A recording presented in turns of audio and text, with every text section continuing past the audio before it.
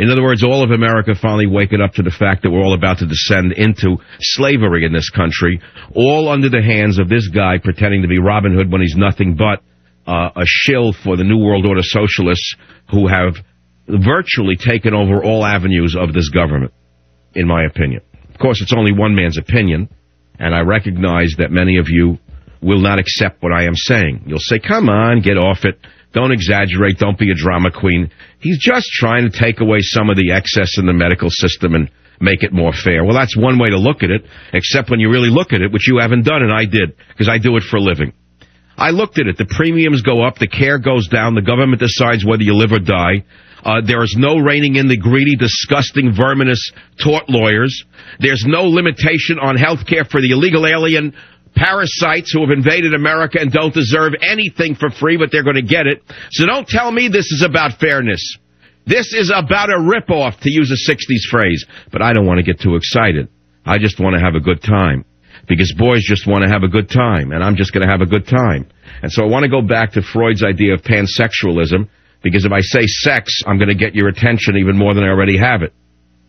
And so one of the main ideas of the Frankfurt School of Socialism under Herbert Marcuse, the grandfather, the philosophical grandfather of Obama, was to exploit Freud's idea of pansexualism, which I try to tell you a little bit about. You know, attack the authority of the father, search for pleasure at all costs, always tell the people that they deserve pleasure, should have pleasure, must have pleasure, will have pleasure, don't deny pleasure. Pleasure's the reason you're not feeling good. Your doctor says have pleasure. How come you're not having pleasure? Why don't you have pleasure?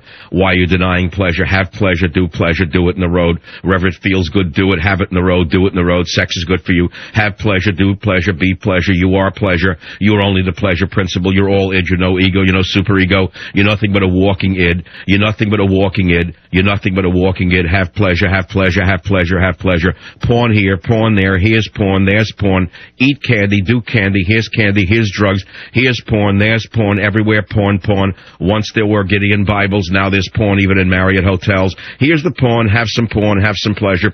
It's good for you. Destroys the marriage, destroys the family, destroys the kids. All part of the socialist objective. Have some porn, here's some porn. Want some porn? Want some porn? Here's some porn. Turn the porn on. Corporate accounts, turn the porn on. The school believed there were two types of revolution, A, political, and B, cultural. Cultural revolution demolishes a society from within.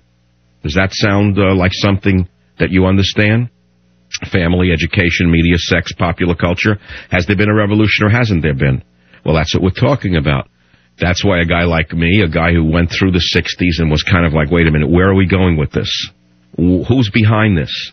Who lived through the whole peace and love bull crap of the 1960s and saw the guys with the peace signs in their hands who were the drug dealers, the guys who try to rip off your old lady, the guys who try to break into your house when you turned your back. Oh, but they had the long hair and they had the hippie glasses. I wasn't conned for 1 minute. I was never taken in by it. Let's all share, man, as long as it was your stuff they were sharing. I know the whole game. Believe me, I know where they're coming from. Nobody hates hippie pigs more than I do. So don't think you're fooling me, all you Berkeleyite phony. Okay, I'll stop right there. So there was a political and a cultural revolution. And what does that mean today? What it means today is that the witch hunt that you are seeing on today's campuses, the witch hunt you are seeing, for example, going on against Michael Savage wherever you turn, the blacklisting of Michael Savage in Britain, the blacklisting by certain advertising agency, the fear amongst certain people about Michael Savage, all unfounded because I'm actually the true patriot. I'm actually representative of America. They've tried to demonize me, and they've done so with many people because they control the media. So the witch hunts that are going on today in the media, on the campuses, is the implementation of Marcuse's concept of repressive toleration. Write this one down. What is repressive toleration? It is the tolerance for movements from the left, but intolerance for movements from the right. And that is exactly what we're living through on the universities, in the media. Tolerance for movements from the left, but intolerance for movements from the right.